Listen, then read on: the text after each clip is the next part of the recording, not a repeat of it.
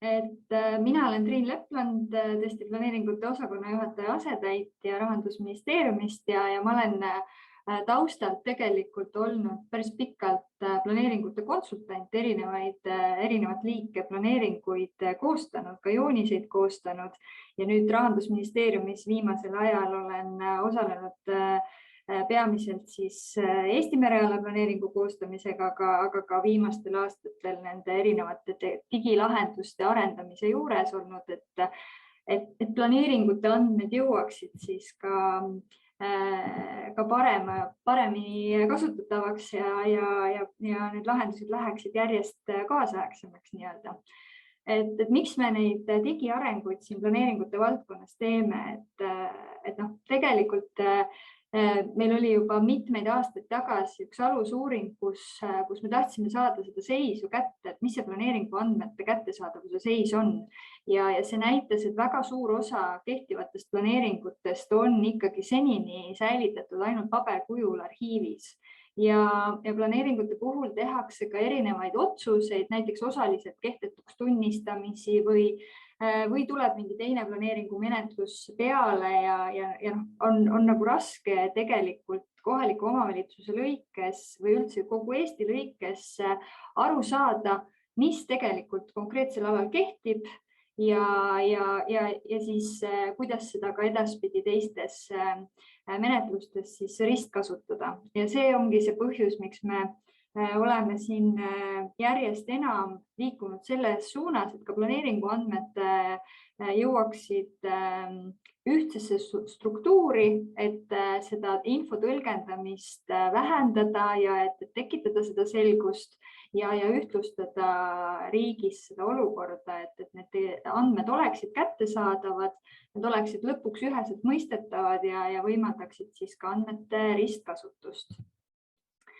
Ja siia slaidile ma olen toonud 3 detailplaneeringu näited, need on erinevate konsultandibüroode poolt tehtud ja see näitab tegelikult väga hästi, kus kõik planeeringud tegelikult planeerivad elamualasid, planeerivad hoonetele siis ehitusõigust, aga kui sa sinna peale vaatad, siis need on nii erinevad, et tegelikult sa ei oska kohe peale vaadates, sa ei suuda seda infot võib-olla välja lugeda. Et planeeringu konsultant või spetsialist, kes planeeringutega tegeleb, nemad üldiselt on juba nii kogenud, et nad suudavad seda infot leida, aga tegelikult planeeringu andmed peaksid olema väga selgelt arusaadavad ka tavakodaniku jaoks. Ja täna hetkel tihtipeale võetakse endale konsultant juurde planeeringu menetlustes osalemiseks, et üldse et saada aru, mis siin on ja sellepärast me tahame ka seda vormi ühtlustada, et me jõuaksime selleni, et nad oleksid paremini arusaadavad. Ja mis me siis teeme selleks jaoks, et jõuda üheselt mõistetavuse juurde ja andmete ristkasutatavuse juurde, et neid mullikesi või erinevaid siis selliseid rattakesi on siin mitu. Meil on täna hetkel arenduse lõppjärgus planeeringute andmekogu, mis on siin rohelisega tähistatud plank, mis tegelikult hakkab siis edaspidi, kui see andmekogu avalikustatakse, siis hakkab koondama kõiki planeeringute kehtivaid andmeid. Nii seletuskirju, nii planeeringutes tehtud erinevaid lisasid kui ka siis konkreetseid ruumiandmeid. Ja selleks jaoks, et meil oleks ühtne nägemus, me peame tegema ka andmemudeleid. Et andmemudelid siis annavad meile standardiseerimiseks ja nii-öelda klassifitseerimiseks aluse, et meil oleks konkreetne struktuur, kuidas siis planeeringu andmeid koostada, luua ja kuidas need ühiselt siis nendest aru saada.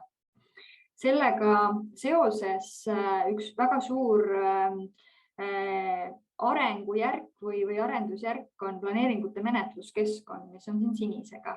Et selle arendamiseks meil on esmane selline eelanalüüs tehtud, et aru saada siis, millistest üldse komponentidest peaks see menetluskeskkond koosnema, et kohalikele omavalitsustele siis teha üle riigi selline ühtne keskkond, nagu näiteks EHR hetkel on ehitusprojektide puhul siis, et ka planeeringutele tekiks selline. aga tänasel hetkel meil veel ei ole lõplikku otsust, et seda menetluskeskkonda arendama hakatakse ja me teeme hetkel koostöös Nortaliga siis täiendavat analüüsi, et väga selgelt ära piiritleda ja ka nii-öelda kulu-tulu analüüs juurde teha, et mis sellise menetluskeskkonna skoop võiks olla ja mis selline menetluskeskkond ka nii-öelda maksab, et teha siis selline teadlik otsus, kuna tegelikult erinevad kohalikud omavalitsused seda väga ootavad. Ja sellega seoses, kõikide nende arendustega seoses muidugi käivad käsikäes ka õigusaktide muudatused, uuringud ja analüüsid, et me teeksime neid arendusi ka teadmispõhiselt ja teiselt poolt annaksime ka selge aluse, mille alusel siis edaspidi planeeringute andmeid oleks võimalik esitada nendesse keskkondadesse. Ja viimasena selline lillakas ratas nii-öelda on digiteerimine, et kui ma siin alustasin oma juttu, siis et planeeringute andmed on väga paljuski ka paberkandjal ikka veel kättesaadavad, siis täna me teeme esimest hanget, et minna osadele kohalikele omavalitsustele appi neid planeeringuid digiteerimaks. Ja tõenäoliselt see töö jätkub veel ka järgmistel aastatel, et meil lõpuks oleks olemas üks keskne koht, kus kõik planeeringu andmed on kättesaadavad. Et siis, kui meil on see andmebaas olemas ja need andmed on kõik sinna ka sisestatud, siis on tegelikult meil see olukord, kus saame neid andmeid siis vaadata näiteks Maa-ameti kaardirakendustes, saavad neid kasutada kõik teised järgnevad menetlused, näiteks ehitusprojektide menetlustes on neid andmeid lihtsam kasutada ja peaks see nii-öelda maailm oluliselt lihtsamaks minema. Ja natuke ajakavast ka, et kus me täna oleme, kuhu me liigume, siis andmekogu arendamine on meil lõppjärgus. Me viimaseid teemasid räägime veel arendajaga läbi ja teeme sinna veel parandusi ja testime neid keskkondi, et kõik ikkagi töötaks korralikult. Ja täna on seis selline, et planeeringute andmekogu tõenäoliselt avalikustatakse mais sellel aastal ja praegusel hetkel on juba jõustunud planeerimisseaduse muudatus, mis ütleb, et alates 1. novembrist on kehtivate planeeringute andmete esitamine planeeringute andmekogusse kohustuslik. Ehk siis novembris tekib see hetk, kui kõik kehtestatud planeeringud, mis pärast novembrit siis kehtestatakse, on kohustuslik esitada planeeringute andmekogusse. Ja planeeringute andmekogu rakendamiseks me teeme ka sellel vahepealsel perioodil koolitusi ja igasuguseid juhendmaterjale ja meil on tõesti meeskond, kes väga tihedalt töötab ja on valmis siis olema kohalikele omavalitsustele igakülgseks toeks, et neid teemasid arutada, kui seal tekib mingisuguseid probleeme. Ja siis sellega seoses, selleks jaoks, et oleks olemas ka konkreetsed nõuded, siis juba 2019 tuli esimene vormistusnõuete määrus, mis andis sellise üldise raamistiku juba ette, et kuidas planeeringute andmeid peaks vormistama ja mismoodi neid peaks nii-öelda looma. Aga nüüd planeeringute andmekoguga seonduvalt me peame seda vormistusnõuete määrust ka muutma, et me oleme sammu nüüd edasi astunud, et minna veelgi rohkem andmepõhiseks ja vormistusnõuete määruse muudatuste koostamine hetkel ka käib. See peaks samuti jõudma kehtivaks siis selle aasta novembris.